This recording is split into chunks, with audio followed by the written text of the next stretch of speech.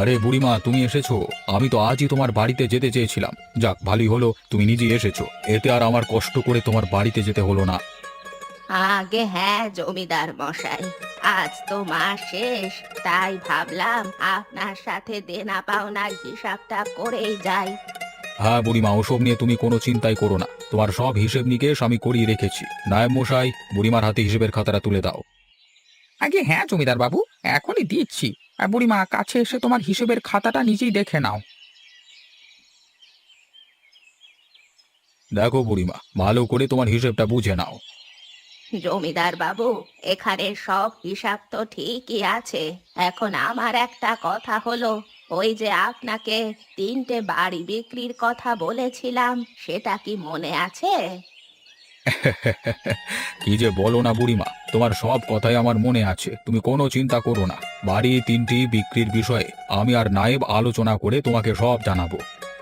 হ্যাঁ বুড়িমা, তুমি যেভাবে বলেছো আমি ঠিক সেভাবেই ওই 3টি বাড়ি বিক্রির ব্যাপারে খোঁজ নিচ্ছি। সব ঠিকঠাক থাকলে জমিদার মশাইয়ের সাথে আলোচনা করে তোমাকে জানাবো। তো বুড়িমা, তোমার সব হিসেব ঠিক মতো বুঝে পেলে, এবার তুমি আসতে পারো।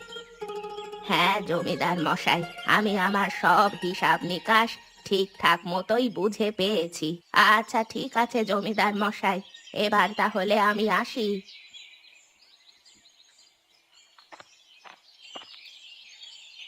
আরে ও দাদা, সবার কাছে শুনেছি আমার বাবা নাকি এক সময় এই গ্রামের মোড়ল ছিল। তা বাবা যদি মোড়ল হয়ে থাকে, তাহলে তো তার অনেক ধনসম্পত্তি থাকবার কথা।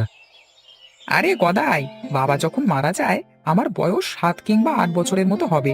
অত ছোটবেলাকার কথা আমার খুব একটা ভালো করে মনেও নেই। আর আমার কথা কি বলবো, তখন আমার বয়স ছিল মাত্র 5 বছর।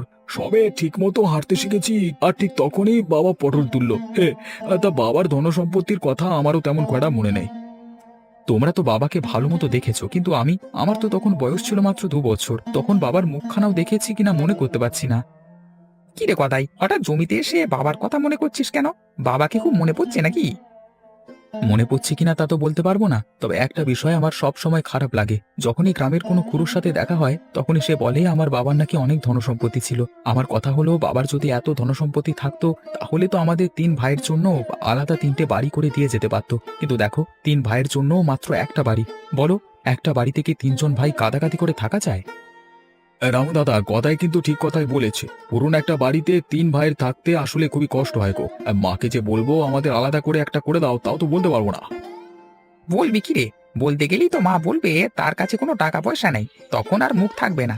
শোন, এসব কথা এখন বাদ দে। চল চল, বেলা পড়েছে, জমির বাকি কাজ শেষ করে বাড়ি ফিরে যাই।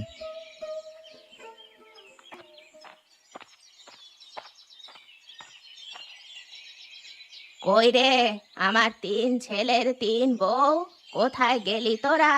জলদি করে একটু বাইরে আয় তো, আমার যে খুব জলের তৃষ্ণা পেয়েছে। তাড়াতাড়ি করে আমার জন্য একটু জল নিয়ে আয়।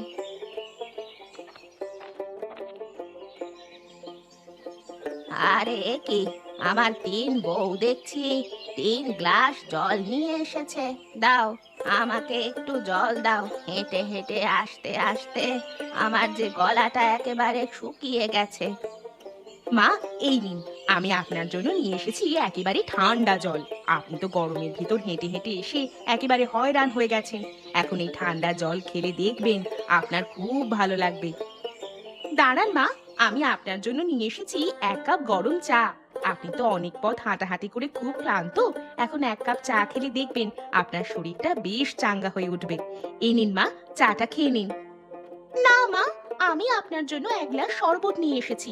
শরবতটা আপনার মুখে স্বাদ এনে দিবে।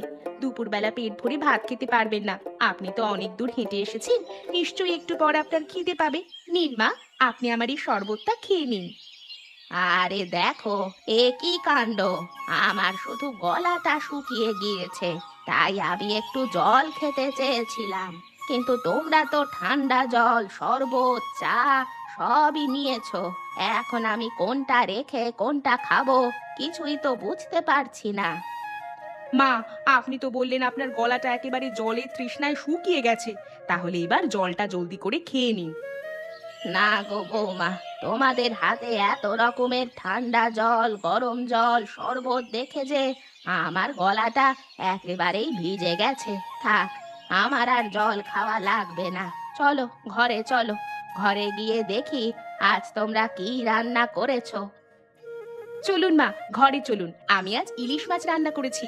আপনাকে এক বাটি ইলিশ মাছের তরকারি খেতে দিচ্ছি। না মা, আপনি আমার ঘরে আসুন। আমি আপনার জন্য আজ খাসির মাংস রান্না করেছি।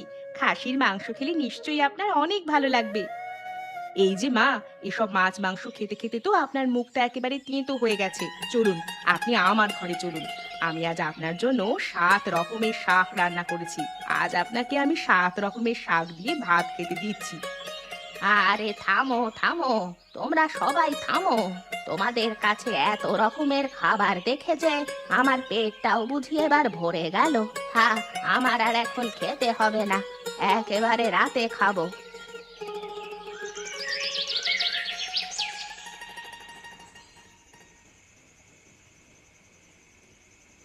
ওগো, আমার হাতে 7 রকম শাক রান্নাটা কেমন হয়েছে গো? বেশ হয়েছে গিন্নি। এতদিন ধরে মাছ মাংস খেতে খেতে মুখের স্বাদটাই হারিয়ে ফেলেছিলাম, কিন্তু আজ তোমার এই 7 রকমের শাক রান্না খেয়ে মুখের স্বাদটা যেন আবার ফিরে আসলো গো। হ্যাঁ গো, আমাদের যখন আলাদা একটা বাড়ি হবে তখন তোমাকে আমি আরো অনেক রকমের খাবার রান্না করে খাওয়াবো। দেখো, নানা রকমের শাকসবজি খেলে তোমার মুখের স্বাদ আরো বেড়ে যাবে। সে আর কি করে হয় গিন্নি, আলাদা বাড়ি তো আর চারটিখানি কথা না। একটা আলাদা বাড়ি করতেও যে অনেক টাকার প্রয়োজন, অত টাকা কি আমার কাছে আছে? সারা দিন জমিতে কাজ করে যে ফসল ফলাই তা দিয়ে সংসার চালানোর পর যে কিছুই থাকে না। ওগো, বলছি কি, বাবার রেখে যাওয়া সম্পদ কি আসলে কিছুই নেই? থাকলে তো আমরা নতুন একটা বাড়ি করতে পারতাম গো।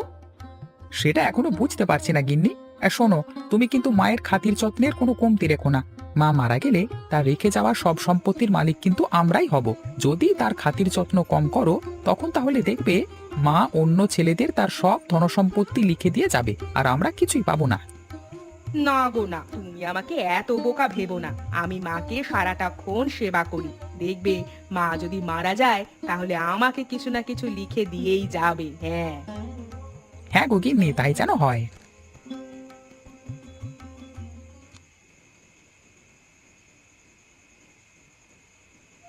গিন্নি, তোমার হাতের মাংস রান্নার তুলনা হয় না।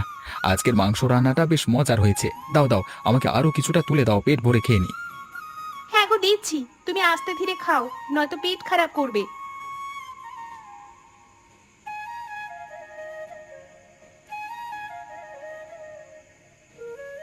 আর একটা কথা গিন্নি, আজকে মাংস রান্নাটা কি আমার মাকে খেতে দিয়েছিলে? হ্যাঁ গো হ্যাঁ, তার তোমাকে বলতে হবে না। আমি মাকে 1 বাটি মাংস বেশি দিয়ে এসেছি। মা নিশ্চয়ই এখন আমার হাতের মাংস রান্না খাচ্ছে। হ্যাঁ গো গিন্নি, যখন যাই রান্না করবে মাকে কিন্তু বেশি বেশি করে দিয়ে আসবে, বুঝলে? নয়তো মায়ের যা সম্পত্তি আছে সব কিন্তু ওই ছেলেদেরকে লিখে দিয়ে যাবে, তখন কিন্তু আমরা আর কিছুই পাবো না। না গো না, কি যে বলো না তুমি।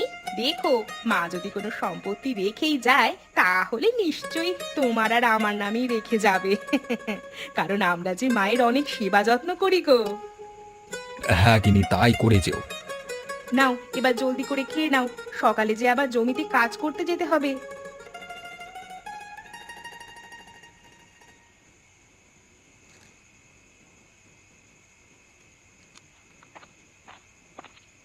ওগো, তুমি এত রাতে ইলিশ মাছের তরকারি নিয়ে কোথায় যাচ্ছ গো? বলি কি, তোমায় আবার ভূত প্রেতে ধরলো না তো? কোথায় আর যাবো গিন্নি, মাছের তরকারি নিয়ে মাকে খেতে দিতে যাচ্ছি। মা নিশ্চয়ই এখন খেতে বসেছে। যাই, মাকে একটু ইলিশ মাছের তরকারি দিয়ে আসি। ইলিশ মাছের তরকারি পেলে মা নিশ্চয়ই অনেক খুশি হবে গিন্নি। আরে দাঁড়াও দাঁড়াও, তোমাকে আর কষ্ট করে মাকে তরকারি দিতে যেতে হবে না। আমি একটু আগেই মাকে বড় বড় দেখে 2 টুকরো মাছ দিয়ে ইলিশ মাছের তরকারি দিয়ে এসেছি। ও, তুমি দিয়ে এসেছো গিন্নি? তাহলে হয়ে গেল, আমাকে আর কষ্ট করে যেতে হবে না। হ্যাঁ গো, এবার তুমি এখানে এসে বসো। এখানে বসে বসে রাতের খাবারটা শেষ করো।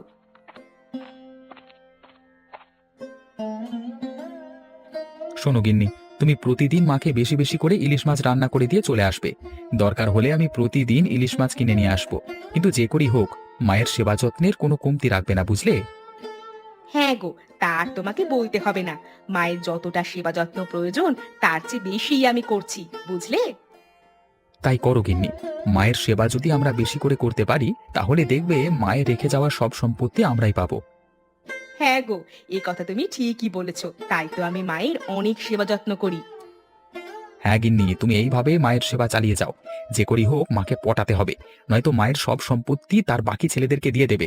তখন কিন্তু আর কিছুই পাবো না আমরা। না গো না, আমি তা হতে দেব না। মাকে এতই খাতির যত্ন করব, দেখবে মা আমাকে ছাড়া আর কাউকেই কোনো কিছু দিয়ে যাবে না। হ্যাঁ গিন্নি, তাই যেন হয়। মায়ের সম্পত্তি পেলে এই পুরনো বাড়িতে আর থাকবো না, একটা নতুন বাড়ি করব। সবাই মিলে এক বাড়িতে থাকতে যে একেবারেই ভালো লাগে না। হ্যাঁ গো, আমারও একটা স্বপ্ন, আমাদের একটা নিজেদের নতুন বাড়ি হবে।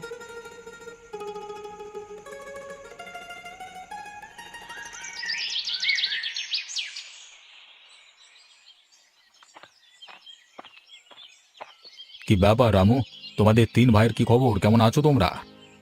কি আর বলবো জমিদার মশাই, 3 ভাইয়ের একটা মাত্র বাড়ি, সেই বাড়িতে কি আর ভালো মতো থাকা যায়? কবে যে আমাদের সবার আলাদা করে একটা বাড়ি হবে কে জানে। হবে গণেশ, হবে। সময় মতো ঠিক তোমাদের সবার আলাদা করে একটা বাড়ি হবে। হ্যাঁ জমিদার মশাই, সেই আশাই তো দিনকাল কাটছে। দেখি কপালে কি আছে। তা আপনি হঠাৎ এত সকাল সকাল কোথায় যাচ্ছেন? আমি আমি তো যাচ্ছি ওই যে গ্রামের পূব পাশে 3টি বাড়ি দেখছো না, সেই বাড়ি কেনবার জন্য যাচ্ছি।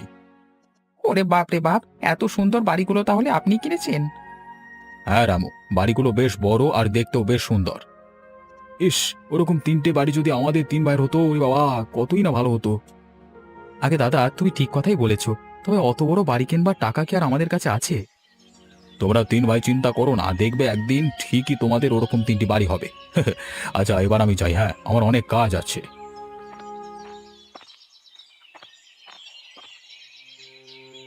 আরে এ কি গিন্নি, তুমি হঠাৎ এই অবেলায় জমিতে কি করছো?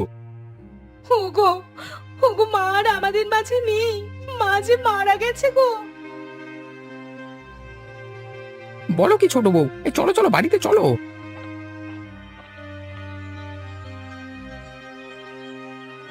রামু, গদাই আর গণেশ, তোমরা 3 ভাই একটু সাইডে যাও, তোমাদের বউয়ের সাথে জমিদার বাবু কথা বলবেন। জমিদার মশাই, হঠাৎ আমাদের সবাইকে এই বাড়ির কাছে ডাকলেন যে? হ্যাঁ, তোমাদের ডেকেছি বুড়িমার কারণে। বুড়িমা, তোমার শাশুড়ির সাথে আমার একটা দেনা পাওনার হিসেব ছিল। কিন্তু জমিদার মশাই, শাশুড়ি মা তো আমাদের জন্য কিছুই রেখে যাননি, আমরা আপনার দেনা পাওনা কি করে শোধ করব? আরে থামো থামো, আস্তে ধীরে হিসেবটা আগে করতে দাও। নায়েব, তোমার হিসেবটা হয়েছে? এই তো জমিদার মশাই, 3টি বাড়ির 3টে দলিল হয়ে গেছে। জমিদার মশাই, এসব কি বলছেন? দলিল হয়ে গেছে মানে? তাহলে কি মা আপনার কাছে আমাদের বাড়ির দলিল রেখে টাকা ধার নিয়েছিল? আরে না গো ছোট বউ, তা নয়। তাহলে কি জমিদার মশাই, আপনি আমাদের বলুন, আমার শাশুড়ির কাছে আপনি কত টাকা পান? সমস্যা নেই, আমরা 3 জন মিলে সেই টাকা শোধ করে দিব। বর্দি একদম ঠিক কথাই বলেছে। বলুন জমিদার মশাই, আপনি কত টাকা পান? হ্যাঁ জমিদার মশাই, আপনার সব পাওনা আমরা শোধ করে দিব। নায়েব, 3টে দলিল 3 বউয়ের হাতে তুলে দাও তো।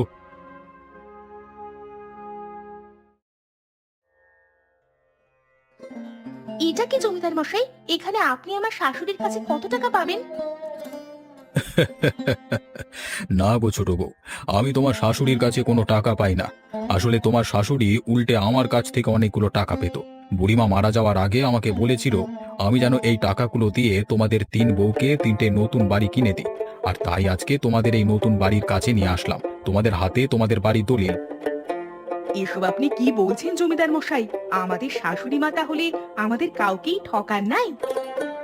না গো বড় বউ, তোমরা যেমন তোমাদের শাশুড়ির সেবা যত্ন করেছিলে, তোমাদের শাশুড়ি মাও তাই তোমাদের কাউকেই কোনো অংশে কম দেয়নি। যাও, এবার তোমরা নিজেদের বাড়ি বুঝে নিও।